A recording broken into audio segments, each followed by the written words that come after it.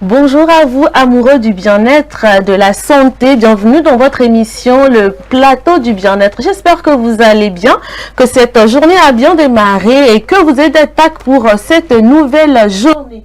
Alors, aujourd'hui, dans cette émission, nous avons encore beaucoup d'informations à vous donner. Alors là, installez-vous confortablement, ça va démarrer, ça va décoller avec la team du mardi. Aujourd'hui, il n'y a que Ezekiel Serre sur ce plateau qui représente les hommes. Bon, j'espère. Bon, pour aujourd'hui, quand même, on n'aura pas à le braiser. Donc, tu as de la chance. Tu as de la chance, Ezekiel. Bon, je ne vais pas te saluer en premier de toutes les manières. Bonjour, Gisèle. Bonjour, comment tu vas? Oh là là, très belle avec ton visage. Merci, toi aussi, tu es très belle. Merci. Bonjour Nachat, bonjour Ezekiel, le seul corps de la basse-cour aujourd'hui. Tu es très mignon. Merci. Bonjour, pardon Gisèle, finissons l'émission. Alors, je salue les téléspectateurs. J'espère qu'ils vont bien et qu'ils sont prêts pour cette émission ce matin. Ils doivent être prêts. Hein. Ils doivent être prêts de toutes les manières. Ils n'ont pas du tout le choix. Voilà. Alors, Nachat, comment tu vas? J'ai failli dire Charlène. Hein. Charlène, ce que tu m'envoies depuis l'autre côté là, pardon, décharge-moi. Alors, bonjour Blandine, bonjour Gisèle, bonjour Ezekiel. J'espère que vous vous portez bien. Ça va. En tout cas, je me porte très bien également ce matin. En tout cas, moi, je suis très ravie de vous avoir sur ce plateau, les filles, parce qu'avec Ezekiel, bon, on s'est vu hier. C'est élégant. Merci. C'est ce plateau. Il faut préciser les choses. N'est-ce pas? Il faut préciser. Alors, bonjour oui. madame. Toujours un plaisir de partager ce plateau avec vous les mardis. Plaisir partagé. Vous êtes très belle ce matin. Merci. Et puis bonjour aussi à nos chers amis. Non seulement du plateau du bien-être, mais aussi les amoureux du sport. Aujourd'hui, on parle sport, bien évidemment, dans le plateau du bien-être. Exactement, j'allais justement venir à ces mardis. Mardi, nous avons un faux sport également à l'hôpital pour vous donner tout simplement du plaisir. N'est-ce pas magnifique ça? Mais tout d'abord, nous allons démarrer avec la tradition. Hein. C'est ça quoi, la causerie du jour. La causerie du jour. L'équipe du mardi. Bon, je verrai si vous serez à la hauteur. Hier, c'était chaud par ici. Hein? Ah bon? Très chaud par ici. J'espère que vous êtes... en tout cas. Mais ça dépend de la causerie aussi. Bon, je vous envoie. C'est un sujet très délicat quand même qui demande à beaucoup réfléchir avant de l'aborder. Alors, à 30 ans, ma mère m'avoue que mon père n'est pas mon géniteur. Que dois-je faire? À 30 ans, ma mère m'annonce que mon père n'est pas mon géniteur. Que dois-je faire? Elle aussi. À 30, pourquoi avoir choisi les 30 ans là pour le dire? À 30 ans. Oui. À 30 ans. J'imagine le choc. Vraiment. J'imagine comment la vie de cette personne sera chamboulée. Franchement. Mais bien évidemment, hein, ça, je ne me le souhaite pas quand même. Et je pense que c'est pas quelque chose à souhaiter même à son pire ennemi. Ouais. Hein, parce que quand on t'annonce une telle nouvelle, c'est comme si toute ta vie est un mensonge. C'est comme si ton monde s'écroulait, en fait. Donc, c'est vraiment délicat. Moi, je me pose cette question. Pourquoi la maman a-t-elle attendu autant avant d'avouer ce secret-là à son enfant, que ce soit une fille ou un garçon? Pourquoi? Qu'est-ce qui a poussé la femme ou bien la maman à garder ce secret avant que la personne en question, celle à qui on a avoué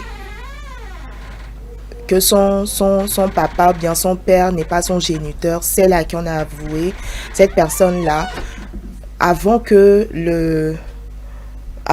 cette personne ne se décide à prendre ou bien ne se décide à voir quoi faire, il faudrait que cette personne se pose plusieurs questions. Qu'est-ce qui a poussé sa maman à agir de la sorte? Peut-être qu'à l'époque, la maman peut-être était confrontée à des situations où elle n'avait pas le choix. On dit souvent, on dit la plupart du temps que on n'a pas le choix, mais on a quand même le choix.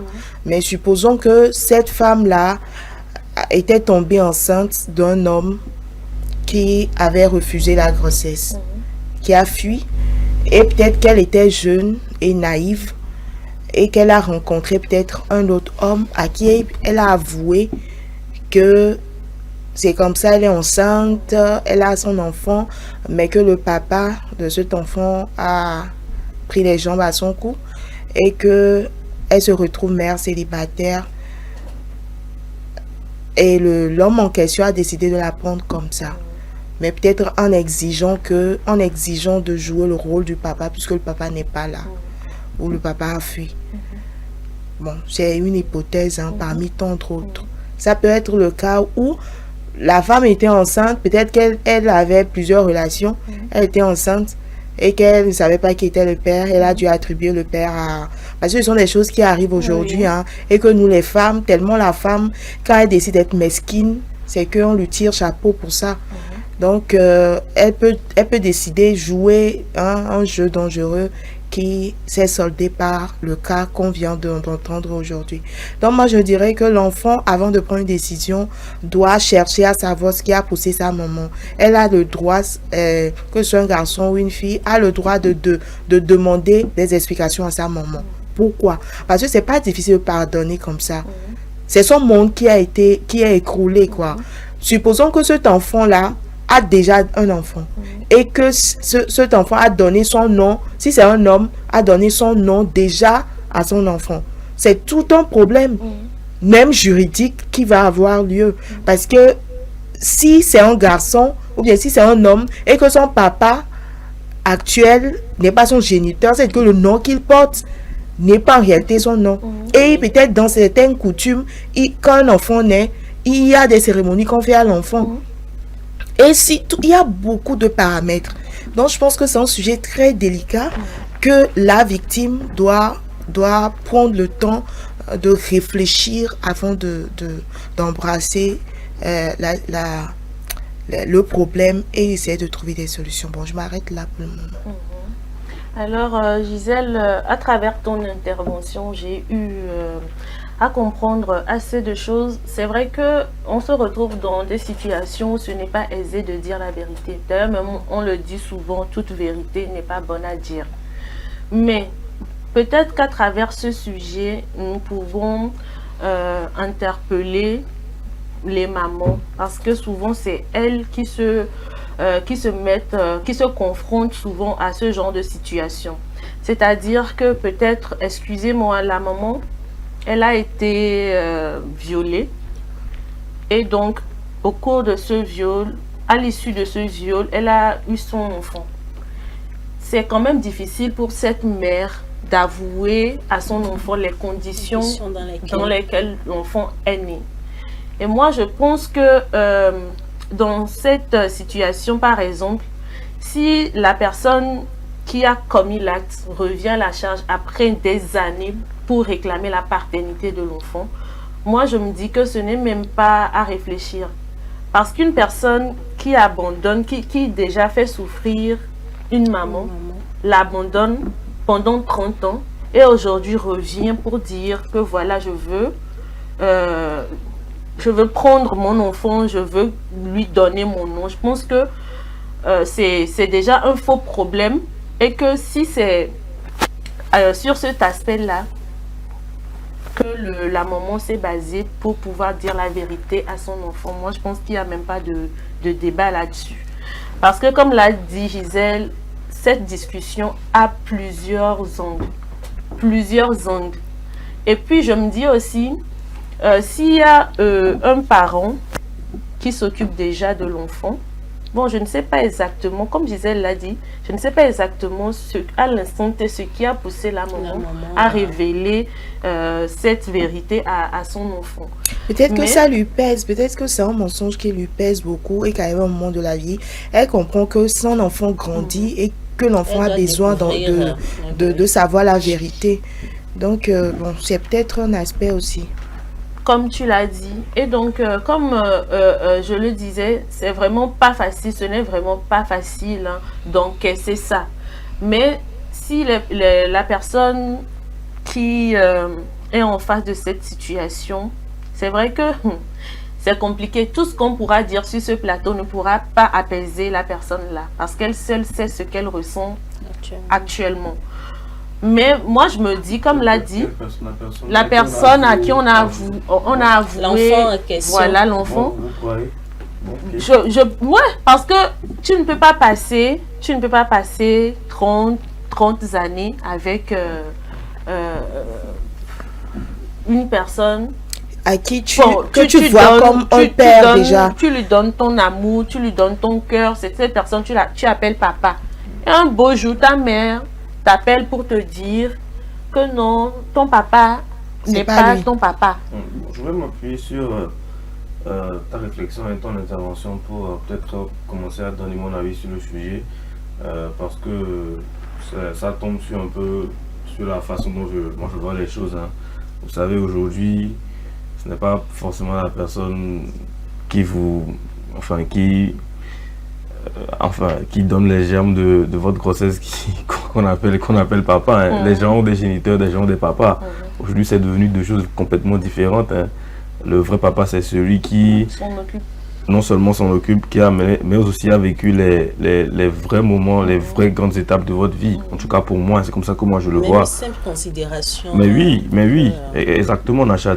Pour moi, aujourd'hui, le papa, c'est celui qui voit quand son fils rentre pour la première fois, quand il marche pour la première fois, quand il débute à l'école, quand il débute ses projets.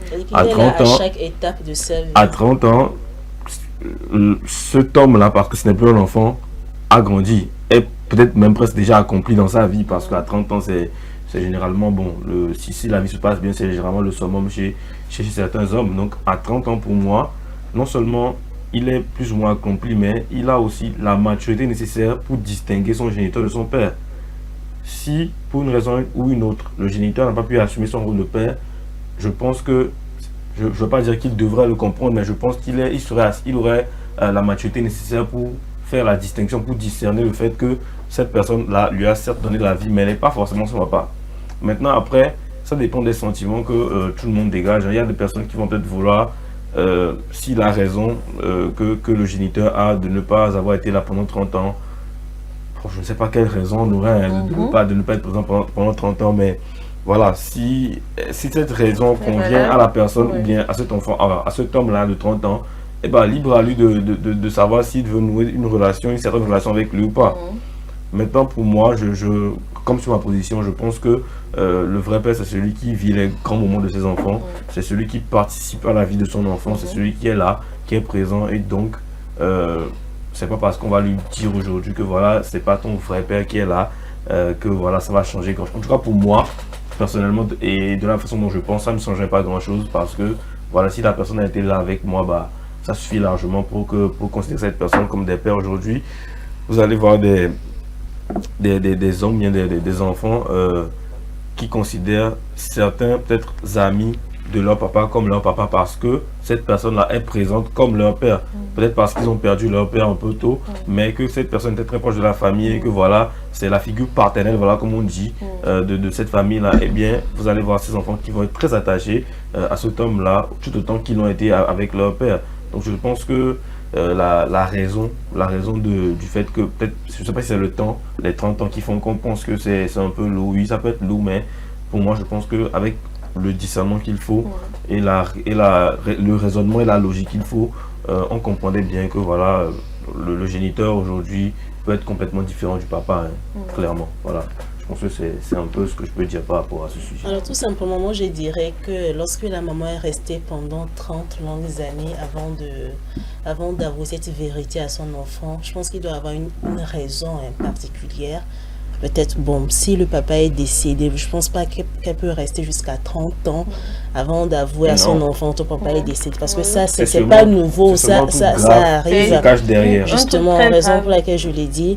Maintenant, c'est à l'enfant de voir comment faire la part de choses. Elle pourrait bien demander à la maman, mais qu'est-ce qui s'est passé réellement? C'est à elle de voir si elle peut maintenant accepter Bon, je dis elle peut, bon, non, si c'est une fille ou un garçon.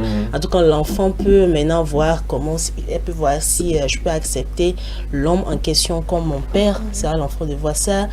C'est vrai que c'est un peu choquant pour la personne, mais ça dépend de comment tu as grandi en réalité. Parce que si tu grandis dans une famille qui t'a bien accueilli, et puis on dit, bon, c'est ton papa maintenant, on voit, mais tu vois même l'état de l'homme en question, c'est pas ça, mais on se dit, bon, maintenant, là, comment je vais faire? Donc, c'est à toi de faire tout compte fait. L'homme en question reste son père, quel que soit ce qu'on va dire et tout, même si c'est quelqu'un qui a pris soin de la personne et tout, depuis tout petit jusqu'à avoir ses 30 ans et tout. En tout cas, lui aussi reste son papa, mais l'homme en question, même s'il est mauvais n'importe comment, bon, en tout cas, il reste son papa. Mais c'est à vous de voir comment faire la part des choses, tout simplement. On le souhaite jamais, même à son pire ennemi, comme je l'avais dit au début. Mais c'est à vous de voir comment vous allez gérer les choses, tout simplement. Mais moi, je ne sais pas pourquoi on attend, excuse-moi Gisèle, pourquoi on attend pendant 30 ans pour avouer ce genre de truc. Hein. Oui, hein. Je pense que il faudrait qu'on change un peu de mentalité, Voilà. on essaie de peut-être dire la vérité au fur et à mesure, en tout cas progressivement, de trouver une manière progressive Oui, de donner, pour de dire la vérité sur ces sujets délicats. Parce que c'est vrai, j'ai dit qu'à 30 ans on peut avoir la maturité, mais c'est aussi possible que à 30 ans, cette nouvelle bouleverse complètement la vie de la personne. On n'oublie pas aussi la pression sociale. C'est très clair. On va se dire, bon, voilà. Donc ça. il faut qu'on trouve le moyen, il faut que lorsqu'on se retrouve dans ces situations, de trouver le moyen de progressivement amener l'enfant à comprendre déjà que voilà, c'est dans la situation dans laquelle on est. Donc il faut qu'au fur et à mesure qu'il grandisse, peut-être que pas forcément lui avouer comme ça, lui dire dessus un coup que voilà, c'est pas ton père, c'est lui plutôt ton père, lui c'est ton géniteur, lui il a pris de soin de toi. Mais on peut l'amener à comprendre peut-être par lui-même. Hein. C'est-à-dire qu'à un niveau de maturité, à un niveau de son âge adulte, il peut dire, ah mais ce que ma mère me disait là, ou les paroles qu'elle disait à ce moment-là, c'est pour me dire peut-être que c'est pas mon vrai père.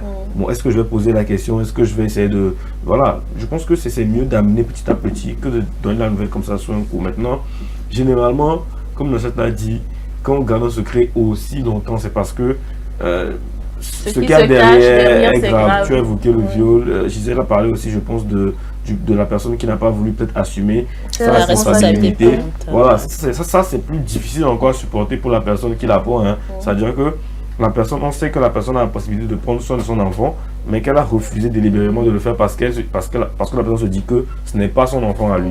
Vous voyez un peu. Donc voilà, c'est aussi choquant, mais je pense que voilà, il faut beaucoup de discernement et puis ça dépend aussi de la manière dont les choses sont faites, et parce que parfois c'est dans les cas très délicats qu'on apprend ça. Par exemple, dans le cas où il y a une maladie aujourd'hui, il y a une maladie, on se dit que oui, bon, souvent comme on le on voit a dans besoin- les on a besoin de séries, voilà, de sang et tout. Ben, c'est les séries, mais en même temps c'est eux qui révèlent beaucoup la réalité. Hein. Oui. On va vous dire que voilà, on a besoin peut-être de dons de sang ou bien de quoi, Le don d'organes. Mais ce qui sera plus choquant quand tu apprends ça de quelqu'un, de ton plus bon, tu le pire, viens c'est que si demander. tu te retrouves si c'est toi qui te trouves à l'hôpital et qui a besoin de ça, ben, c'est encore très compliqué. En fait, je disais quelque chose tout à l'heure. Bon, par rapport à ce que Ezekiel a dit, c'est vrai que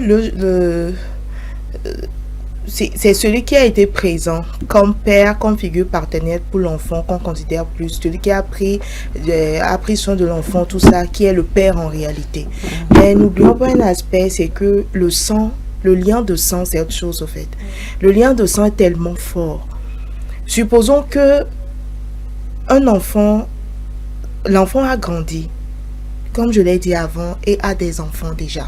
Et on vient lui dire que le nom qu'il porte, ou bien le nom qu'il porte n'est pas en réalité le nom là que les enfants doivent porter. J'ai parlé tout à l'heure de coutumes. Il y a dans certaines coutumes, c'est pas forcément quand l'enfant est tombé malade ou bien quelque chose comme ça, on a besoin de faire un test, on lui donne du sang, qu'on va remarquer ça. Il y a certaines personnes, parce que tu es dans la vie, les choses ne vont pas pour toi. Tu as des blocages. Tu as des choses les choses doivent aller normalement, mais ça ne va pas. Juste parce que il y a eu quelque chose qui n'a pas été fait par ton père dès le début et que ce père n'était pas présent. On voit la situation, ça semble bon. Si j'apprends après que bon, celui que je considère comme mon papa n'est pas mon papa, en réalité, bon, ça change grand chose. C'est juste la personne qui change. Non, ça change beaucoup. Ça change beaucoup. Donc moi, ce que j'aurais à dire, c'est que nos mamans essayent de dire la vérité très tôt, comme on vient de le dire ici. Il y a un aspect aussi que moi je pense que ça va pousser les mamans à garder le silence aussi longtemps, c'est quoi? C'est que nous aussi les enfants, on n'a pas, quand l'enfant est dans l'adolescence, on n'a pas la maturité qu'il faut pouvoir accepter certaines situations. L'enfant peut-être qui a 15 ans, 14 ans, 13 ans, 16 ans, et qu'on lui dit, que sa maman lui dit d'une manière ou d'une autre que l'homme avec qui je suis n'est pas en réalité ton géniteur. Vous allez voir que c'est pas, l'adolescence, la puberté, tout ça, quand l'homme là va essayer de sermonner un peu l'enfant, quand il a tort, bien quand il fait quelque chose, l'enfant peut dire, tu n'es pas mon papa, tu n'es pas mon papa, ou bien, c'est pas toi mon papa. Pas faux. C'est pas faux. Il y a ces genres de situations là qui font que l'éducation de l'enfant va être peut-être biaisée, l'éducation de l'enfant va être... C'est pour ça que je parlais d'inculquer la vérité progressivement. Parce que quand c'est brusque, c'est normal que ça crée un choc chez la personne. Mais quand c'est fait progressivement, ben, la personne comprend au fur et à mesure. Justement. Et puis adapte ses attitudes aussi par rapport à la personne qui est en face d'elle. Vous voyez un peu. C'est justement dans ce cas que je parlais d'inculquer progressivement disons, la vérité. Ça peut même se faire avec et le papa actuel ainsi que la maman ensemble réunis. Essaye juste de trouver un moyen de sagesse pour pouvoir parler de ça. Les enfants d'aujourd'hui ne sont pas comme les enfants d'hier. Ça c'est vrai. Ils sont nos grands-parents qui renaissent. Moi, ce que je peux dire, c'est que émotionnellement parlant, c'est une nouvelle qui forcément va toucher la personne qui sera dans le cas. Ça, c'est comme très ça, clair. nous tous sur ce plateau, on dirait on est en deuil. C'est une nouvelle qui va toucher forcément la personne dans le cas. Et donc, tout compte fait, ça existe. C'est toujours d'avoir le discernement. C'est vrai que les liens de sang sont très forts, mais moi je pense que les liens des émotions sont encore plus forts. Je pense que ce que vous partagez, c'est encore plus fort que vous avez. Il y a des gens qui ont des frères et sœurs, mais qui n'ont pas forcément le lien émotionnel qu'ils ont avec peut-être des gens qui sont simplement des amis, mais qui sont devenus des ça dépend de l'éducation, de l'environnement, ce qu'on les a inculqué. Tu as grandi. Mais parfois, naturellement, le caractère des gens fait que vous ne pouvez pas, que ça ne colle pas en fait. C'est ce que je veux dire. C'est-à-dire que c'est pas la chose normale, mais ça peut arriver. C'est ce que je veux dire. Donc c'est un peu ce que je peux dire. Donc voilà, savoir faire la part des choses pour justement... Et bon, je vais dire encore pour conclure, c'est que les mamans ou bien les parents en général sachent que c'est un phénomène ou bien c'est une situation qui peut créer beaucoup de dégâts plus tard. Donc vaut mieux amorcer les dégâts là très tôt. Parce que quelqu'un qui ne sait pas, qui va peut-être, si c'est un homme ou bien une femme, il va peut-être draguer un homme ou bien il sort avec un homme peut-être qui est son demi-frère ou bien sa demi-sœur. C'est vrai. Parce qu'il ne savait pas que son père actuel n'est pas son père en réalité. Donc pour éviter ces situations dramatiques qui pourraient peut-être faire perdre même des vies, il faudrait très tôt voir en quel sens il faut dire des vérités et voir comment les dissimuler, voilà. Comment les informer quoi. Voilà. Je pense que le résumé a été fait. Merci Gisèle. Et voilà, c'était donc tout pour notre causerie du jour. On va y aller avec l'info du jour.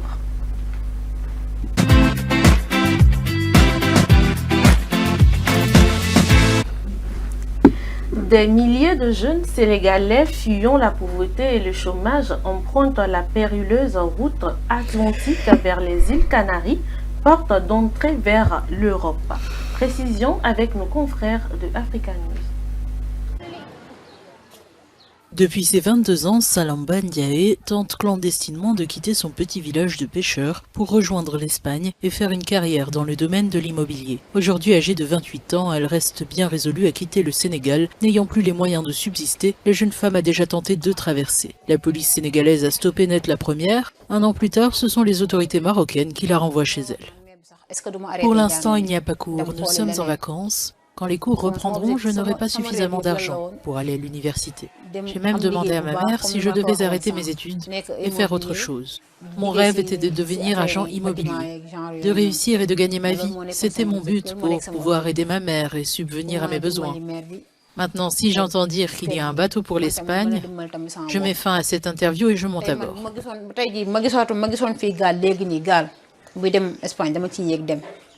Malgré les dangers, le désespoir pousse les candidats à l'exil. La surpêche exacerbée par les accords entre le Sénégal, l'Union européenne et la Chine a décimé les ressources halieutiques, privant de nombreux pêcheurs comme Cheikh Gueye de leur subsistance. Même en restant ici, nous sommes en danger. Si vous êtes malade et que vous ne pouvez pas payer le traitement, n'êtes-vous pas en danger? Alors il faut tenter sa chance. Soit on y arrive, soit on n'y arrive pas. Fatou Nyang, la mère de Salamba, appelle à des mesures concrètes pour offrir des perspectives aux jeunes. Selon elle, sans opportunités locales, ces jeunes continueront à risquer leur vie en mer, faute d'alternatives. Les jeunes ne connaissent que la mer. Et maintenant, la mer n'a plus rien à offrir. Si on fait quelque chose pour aider ces jeunes, ils ne partiront pas. Autrement, on ne peut pas les obliger à rester. Il n'y a pas de travail ici. Selon les chiffres du ministère espagnol de l'Intérieur, pas moins de 22 304 migrants ont atteint les côtes espagnoles entre le 1er janvier et le 15 août, contre 9 864 sur la même période l'année dernière. C'était donc l'info du jour. Tout de suite, la publicité.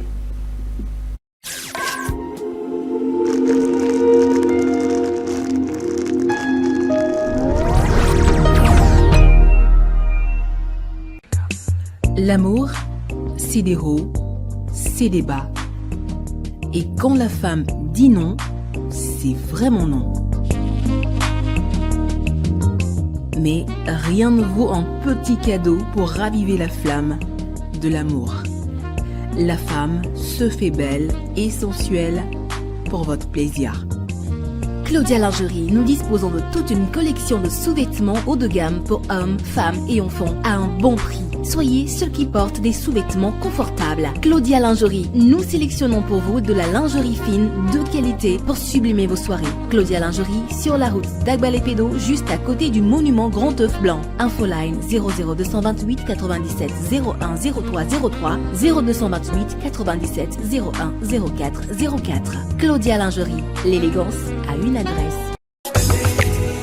M-Afrique, Association internationale des médecins pour la promotion de la santé en Afrique, première ONG internationale d'origine africaine spécialisée dans les actions médico-chirurgicales humanitaires. M-Afrique, c'est la promotion de la santé et l'éducation pour tous en Afrique. M-Afrique est membre du Conseil économique, social et culturel de l'Union africaine, le COSOC UEA, également accrédité à le COSOC ONU. Les médecins de M-Afrique, présents en Afrique et en Occident, réalisent chaque année plus de 2500 opérations chirurgicales et 25 000 consultations médicales spécialisées gratuites en zone rurale et périurbaine en Afrique. M-Afrique, c'est la formation continue des acteurs de la santé, la recherche, les missions médico-chirurgicales, humanitaires, foraines gratuites, la lutte contre les maladies transmissibles et non transmissibles, la promotion de l'éducation pour la santé, le développement communautaire. M-Afrique, une nouvelle vision de la solidarité africaine. M-Afrique, c'est amener l'hôpital vers les populations rurales et vulnérables. M-Africa, oh.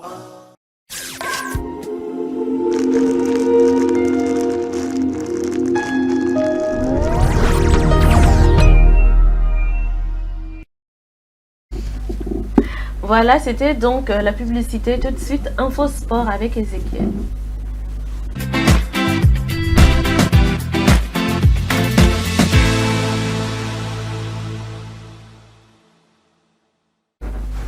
Voilà pour les amoureux du sport. Aujourd'hui, Ezekiel nous parle du basket tournoi Challenge Togocom, liste des éperviers et championnat européen.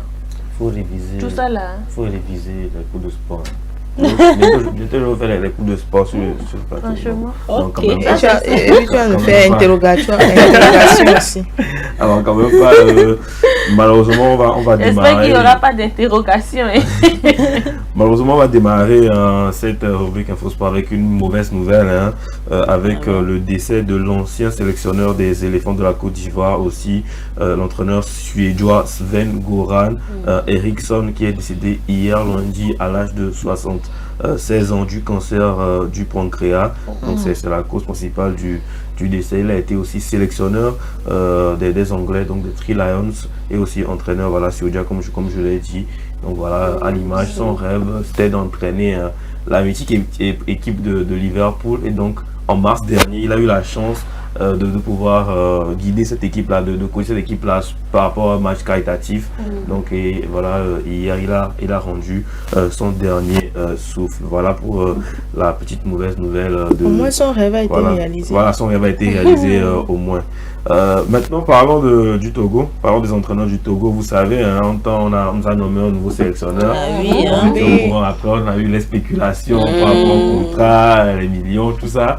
Mais finalement, j'ai une bonne nouvelle, c'est que tout a été fait, le contrat a été signé. Il est maintenant à la tête de l'équipe officiellement. Et donc, le jeudi 29 août à 10h à la salle de conférence, en tout cas à la salle de conférence de presse du stade de Kégué, il va annoncer justement sa première liste. Donc, on a hâte de voir ce qu'il va nous concocter, voilà, pour cette première sélection là. Donc voilà, Nibombe arrive à donner sa première liste des éperviers ce jeudi 29 août. On a hâte. Parlons un peu maintenant basketball, toujours au Togo. Le tournoi Challenge, voilà, tournoi Challenge Togo comme s'est déroulé, la finale en tout cas, Challenge Togo comme s'est déroulé des U16 ce samedi au municipal de Lomé, garni de parents, amis curieux, hein, des gens qui sont venus voir un peu voilà, la compétition, la finale de cette compétition là. Et donc il faut noter que voilà, c'est l'équipe féminine de Choilos qui s'est imposée, voilà, ce samedi justement, sur un score de voilà 98 à 39. Donc ils ont écrasé voilà leur adversaire. Donc voilà, non, c'est plutôt le CDJ Don Bosco, pardon, qui a écrasé son adversaire, le Faba 98 à 39, voilà, du côté voilà des féminines. Donc voilà, c'est un peu le résultat de cette finale là. Aussi côté homme, il y a eu voilà, la remise des trophées que vous voyez, quelques images à l'écran. Passons maintenant au foot européen. On va parler un peu aussi foot européen parce que, comme je vous l'ai dit, les championnats européens ont repris pour notre plus grand plaisir à nous, à l'amoureux du sport. Et donc on va démarrer avec la Ligue anglaise, voilà, qui s'est poursuivie avec la deuxième journée de première ligue qui a vu Manchester City s'imposer 4 buts à 1 contre Ipswich Town. Donc voilà, c'était le samedi dernier. Et aussi Brighton qui a pas écrasé mais qui a battu voilà, Manchester United. Donc la première défaite de Manchester United de la saison qui a été infligée par Brighton. Arsenal qui a su un score de 2-0, a battu aussi Wolverhampton, et Liverpool qui s'est imposé face à Brentford. Voilà, vous voyez, ça c'est une stat très très importante. Ça c'est Mohamed Salah qui a un record de 128 matchs joués à Anfield, donc sur le terrain de Liverpool, et qui a inscrit 128 buts dans les 128 matchs. Donc c'est une stat impressionnante du Pharaon. Donc c'est un record tout simplement. C'est un record tout simplement dans l'histoire de Liverpool, 128 buts en 128 matchs. Voilà. Chelsea aussi qui a écrasé Wolverhampton 6 buts à 2 avec un triplé de Madueke, l'homme que vous voyez à l'écran. Et ce qui est pire, le pire, l'histoire derrière, c'est que c'est mal payé pour Wolverhampton, parce qu'avant le match, il aurait posté une story sur Instagram où il a critiqué un peu la ville de Wolverhampton, alors que eux ils se déplaçaient pour jouer là-bas. Et donc, il a été critiqué par les fans de Wolverhampton, tout ça, et il est arrivé triplé. Voilà. Il leur met 3 buts et il repart à Londres. Donc, on leur a donné raison quand même.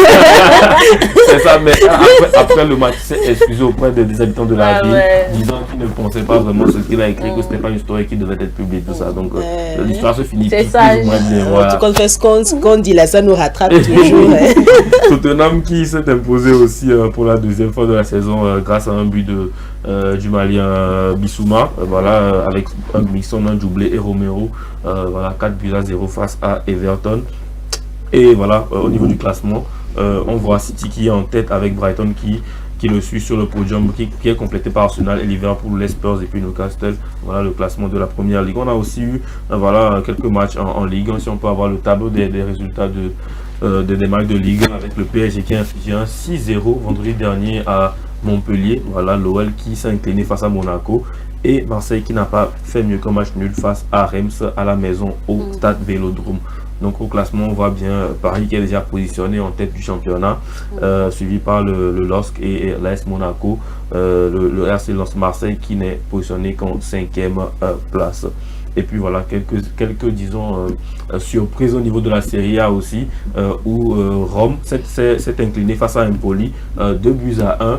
Voilà, 2-1. On a aussi le Milan qui s'est aussi incliné face à Genoa, voilà, à Parme, 2-1 aussi. Et au niveau du classement, on voit la Juve qui est positionnée en tête, suivi de l'Inter et du Torino. Voilà, c'est un peu ce qu'on peut dire par rapport à l'actualité sportive en général aujourd'hui. Merci beaucoup, Ezekiel. Intéressant. Voilà. Bon, je pense que les amoureux du football, Ils du sont servis. basketball, ben, tout le monde a été servi. Voilà. Il n'a pas eu de jaloux. Non. Bon, sauf Et que puis, tu n'as pas parlé de tennis. bon, tennis, c'est vrai qu'après les Jeux Olympiques, il y a une petite pause, mais les ATP vont reprendre bientôt. Les ATP 500 000, mais c'est vrai que les ATP 500 000 ne sont pas très médiatisés, mais à partir de 1000, ça peut aller. Bon, et puis on en parlera si le cas. Enfin, si alors, cas il y a. Alors là, Mais on espère juste... la date marquée sur le calendrier, c'est le jeudi 29 août, première liste de niveau d'arrêt. Ok, On d'accord. sera scotché C'est ça. pour découvrir la nouvelle liste. Merci beaucoup, Ezekiel. Là, c'était donc tout pour les infos sportives de ce matin. On va directement avec à l'hôpital.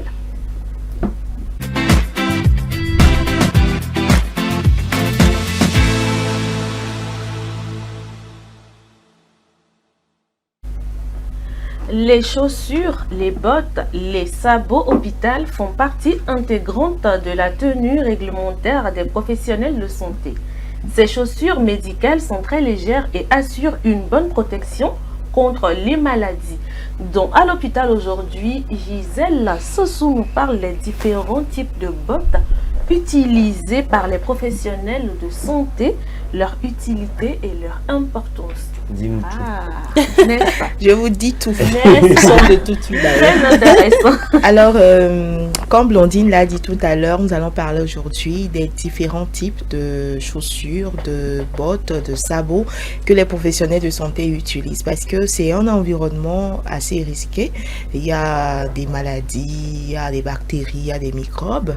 Donc, il faudrait que les professionnels de santé se protègent et protègent aussi par la même occasion les patients. Alors, nous allons citer quelques-unes de ces chaussures ou bien quelques-unes de ces bottes. Il y a des bottes en caoutchouc et qui sont utilisées dans les laboratoires, dans les services d'urgence ou les zones à risque d'éclaboussure de liquide biologique. Parce qu'il y a dans certains services, il y a la manipulation de certains liquides. Est-ce que nous voyons à l'écran là-haut? Oui, voilà, c'est ça que nous voyons ok. à l'écran. Alors, nous allons parler des bottes en général qui sont portées en salle d'opération. Et ce sont ces bottes-là qui ont des caractéristiques stériles, antidérapantes et résistent à la pénétration des liquides. Elles sont souvent jetables pour maintenir un environnement toujours stérile. Alors, nous allons parler également des bottes d'isolation, qu'on appelle souvent les bottes à usage unique, qui sont utilisées dans les zones de quarantaine ou lors de la gestion des épidémies ou des maladies hautement infectieuses. Alors, Good Doctor sur SOS TV, vous avez sûrement dû voir ça. Alors, pour leurs caractéristiques, ce sont des bottes qui sont conçues pour être jetées après usage également. Elles offrent une protection maximale contre les agents pathogènes. Alors, nous allons parler des bottes de sécurité. Alors, les bottes de sécurité sont utilisées par le personnel de santé travaillant dans des environnements où il y a des risques de blessures mécaniques, comme les laboratoires de chimie ou les services de maintenance. Alors, comme caractéristique, elles sont dotées de coques de protection en acier ou en composite pour protéger contre les chocs et les objets lourds. Il y a aussi des bottes antistatistiques qui sont utilisées dans des unités de soins intensifs, les laboratoires électroniques et toute autre zone où la prévention des décharges électrostatistiques est essentielle. Comme caractéristique également, elles sont conçues pour éviter l'accumulation de charges électrostatiques qui pourraient interférer avec l'équipement médical. Alors, on a les bottes orthopédiques également qui sont utilisées par les professionnels de santé souffrant de problèmes de posture ou de pied. Parce que il y a des problèmes de rhumatisme, des problèmes qui ont trait à l'orthopédie que les professionnels de santé, certains professionnels de santé ont la plupart du temps dans ces bottes-là, les aident à pouvoir tenir longtemps parce qu'ils font des allers-retours, ils sont là debout pendant plusieurs heures, donc ça les aide. Alors il y a aussi des bottes pour les soins à domicile et ce sont des bottes qui sont utilisées la plupart du temps par les infirmiers, les aides soignants ou tout autre personnel intervenant à domicile. Comme caractéristiques, elles sont confortables, légères, souvent imperméables et faciles à nettoyer pour un usage quotidien. Alors, pour finir, on a des bottes à usage général qui sont portées dans divers environnements hospitaliers où une protection standard est nécessaire. Alors, nous savons déjà l'importance de ces bottes-là qui aident les professionnels de santé à pouvoir faire des allers-retours, revenir et être debout de longues heures. Également, pour finir, vous allez constater que dans certains hôpitaux, dans certains services des hôpitaux, on recommande aux patients, aux accompagnateurs qui viennent de porter des bottes. Il y a des bottes ou bien des chaussures qu'on leur met à disposition, qui doivent porter avant d'entrer dans la salle ou bien chez le patient. Généralement au bloc opératoire oui, aussi, et aussi au service de pédiatrie. C'est justement pour permettre ou pour aider ou bien pour éviter certaines maladies, les maladies nosocomiales dont on avait parlé la fois dernière, les maladies des mains sales également. Et ces bottes-là, on va attirer l'attention des patients de ne pas refuser ou bien de ne pas résister au port de ces bottes-là. C'est pour notre propre bien et pour notre santé. Alors voilà tout aujourd'hui pour à l'hôpital. Merci beaucoup Gisèle. Je rappelle que à l'hôpital aujourd'hui, Gisèle nous a parlé des différents types de bottes professionnelles que les professionnels de santé utilisent et surtout leur importance. Et leur utilité également. Merci beaucoup Gisèle. Bon, est-ce que moi-même je peux aller m'acheter une botte comme ça? Aussi, c'est lors de la saison pluvieuse. Bon, il y a des bottes, qui comportent lors de la saison pluvieuse, mais qui n'ont pas vraiment trait aux bottes qu'on porte à l'hôpital. Il faut faire la part des choses aussi, ainsi dans la saison pluvieuse qui commence déjà là. On va aller se chercher des bottes ici. Un achat calme. Quand tu vis déjà à Zongo ou dans quelque chose, tu vas chercher. Les zones de Zongo puis bal perdu comme ça. Pardon. Tout de suite, la pause revient juste après. Vous n'êtes pas... C'est la chatte qui fait tout ça.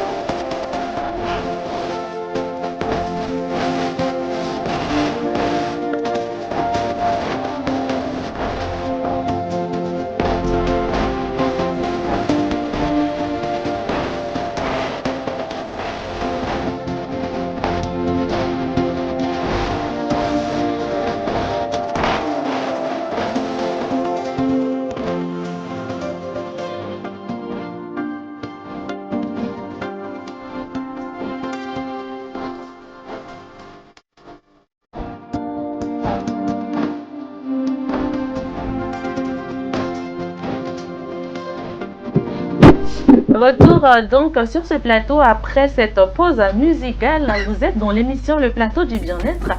Et tout de suite, nous allons recevoir notre invité du jour, Monsieur Prosper Akotou.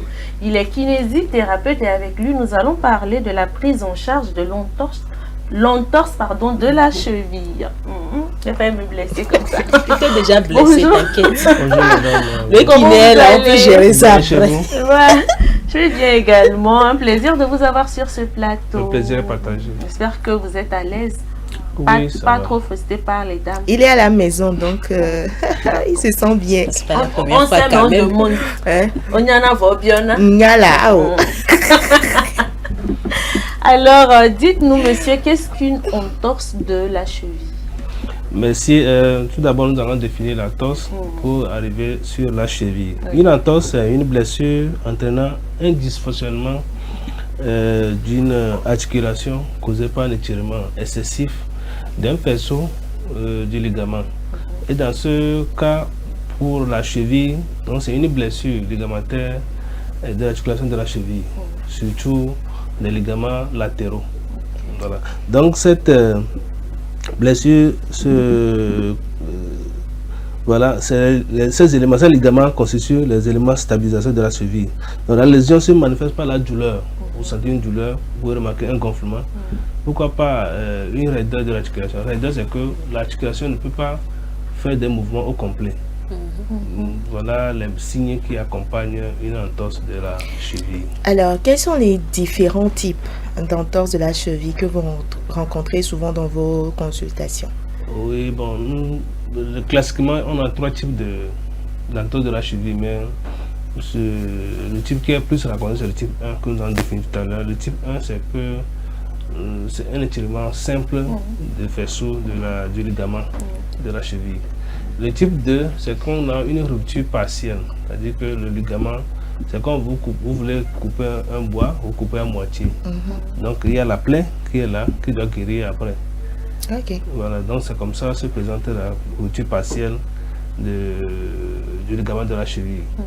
Dans cette partie, on l'appelle moyenne gravité. C'est pas très grave, mais c'est à moyenne gravité. Et le troisième type, c'est celle qui est, enfin, ce qui est plus grave, une entorse qui se manifeste par une rupture complète totale du ligament, qui peut peut-être s'accompagner de l'arrachement des extrémités de l'os, parce que les ligaments s'insèrent sur les extrémités de l'os.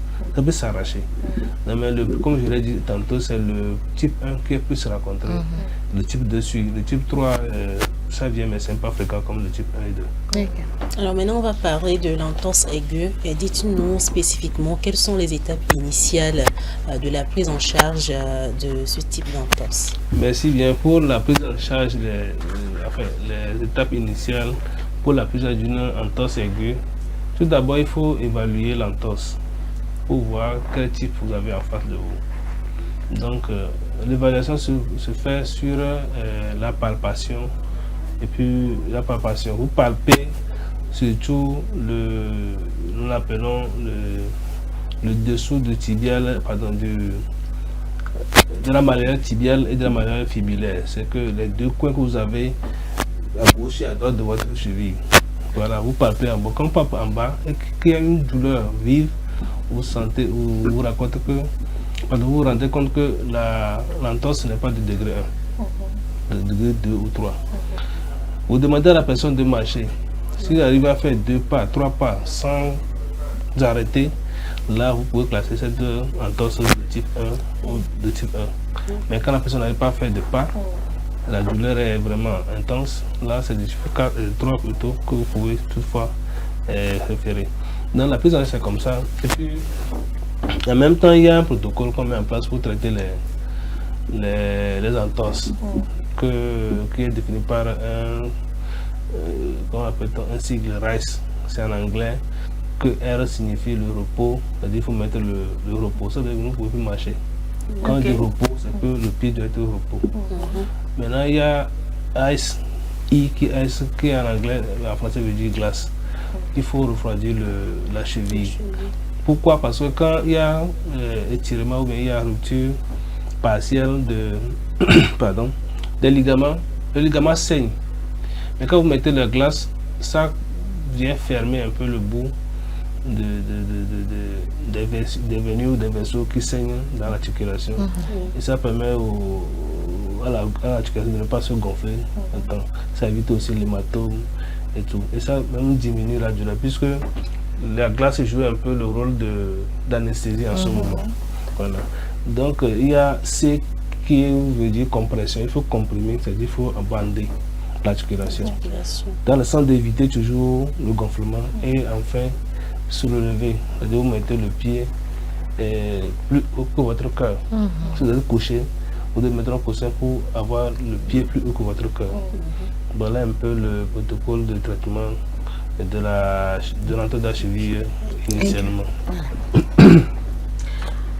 Alors, quel exercice considérez-vous comme essentiel pour la réhabilitation?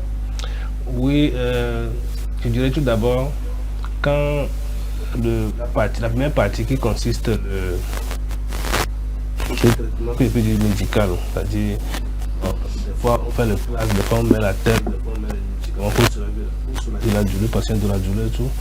Et la deuxième partie importante, c'est la rééducation de la cheville. La rééducation se base sur 3 ou 4 protocoles. Tout d'abord, nous avons le massage. Pourquoi masser? Parce que le temps qu'on a gardé la cheville au repos, il y a des muscles qui sont tendus, il faut les relâcher. Donc un massage relaxant, en même temps type antalgique, pour faciliter un peu la circulation, faciliter un peu, enfin, diminuer la douleur. Maintenant, il y a le drainage lymphatique, s'il y a œdème. Le drainage lymphatique, c'est quoi? Parce que l'articulation devient gonflée. Il y a des manœuvres, il y a un massage spécifique qu'on appelle drainage lymphatique pour chasser la lymphe vers le cœur. Parce que dans notre corps, nous avons 2 types de circulation. Il y a la circulation sanguine et la circulation lymphatique.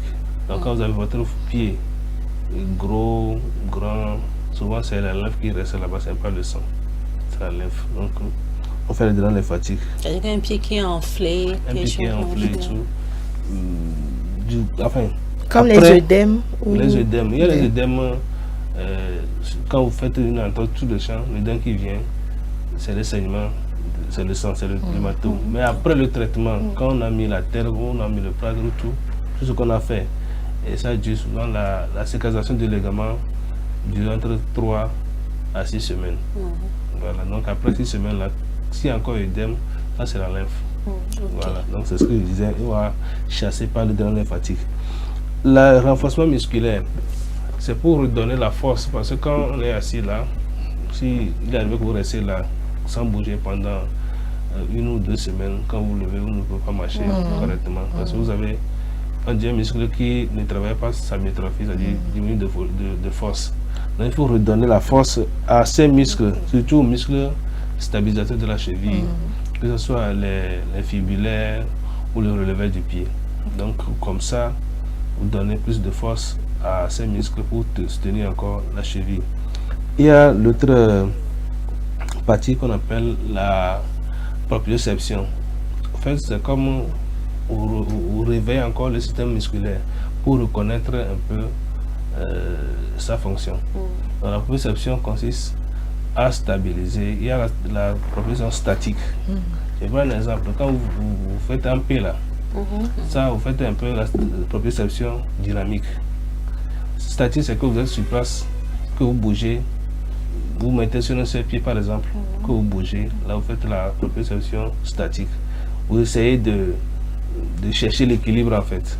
Voilà, donc la proprioception dynamique, c'est que vous pouvez sauter sur les 2 pieds, mais sur le pied qui est malade, qu'on est en train de rééduquer, vous sautez sur ce pied là.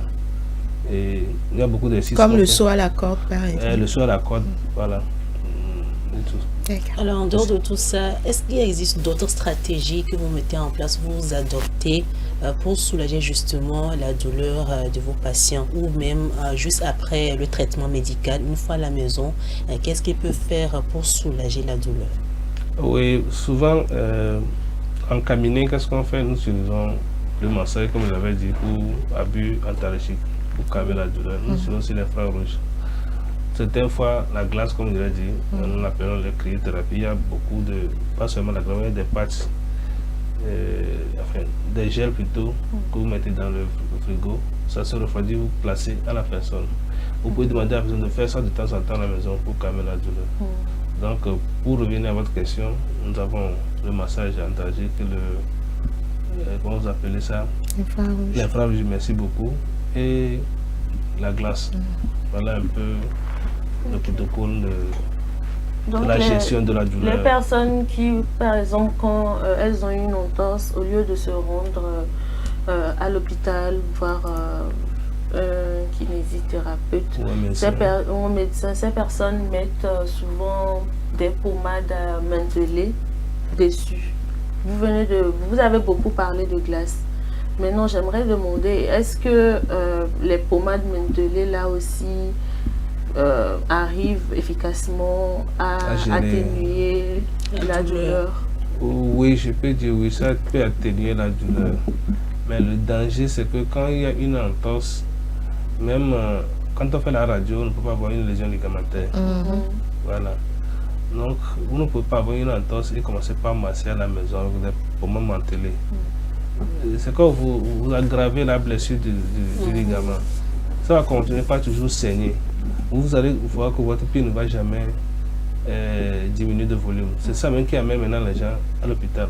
Vous allez recevoir les gens, ils disent, quand j'ai eu une entorse, il y a 2 semaines, il y a 1 mois, il y a 2 mois. Est-ce que la personne mérite c'est une entorse? C'est ça aussi le problème. Oui, mais à chaque fois que vous faites une chute, que vous tombez, la première réflexion, c'est d'aller aux soins. Mais si vous n'y allez pas dans les médias et que vous constatez que 2 jours, 3 jours, ça persiste toujours. Surtout la douleur. La douleur. Et peut-être la douleur, il faut toujours aller aux soins. Donc les gens disent que je suis tombé. Et bon, il fait référence à ses amis qui il dit bon, il faut mettre ci, il faut mettre ça, il faut prendre ça. Il fait la glace est même plus utilisée par les joueurs aussi. Oui, il fait l'automédication. Quand on parle de la glace, je peux me parler, quand on fait la glace, on parle de la glace, c'est pour diminuer un peu la douleur pour que vous puissiez vous rendre à l'hôpital. Oui. C'est pas ça la solution. Voilà, c'est pas la solution. Les gens prennent ça comme un traitement. C'est pas un traitement, c'est un moyen. C'est pas trop recommandé. D'atténuer la douleur. Voilà. Mais le problème est toujours là. Toujours là, c'est pas résolu. Parce que quand ils mettent la glace et que la douleur cède un peu, ils mèchent là-dessus. Or, les ligaments qui sont en train d'être abîmés, au repos. Voilà, c'est-à-dire qu'ils stabilisent la cheville.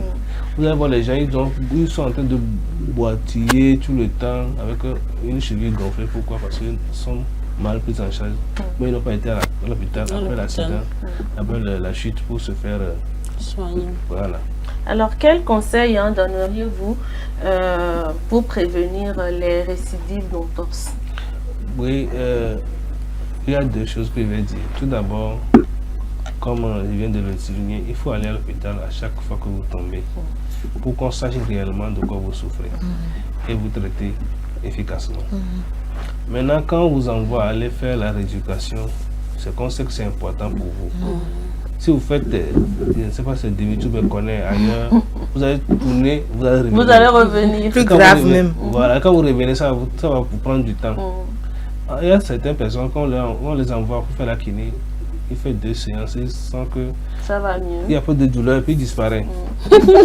C'est après 2 mois, vous le voyez. La douleur réapparaît aussi. Botier dit, ah, que docteur, kiné, mon pied là, ça ne va pas.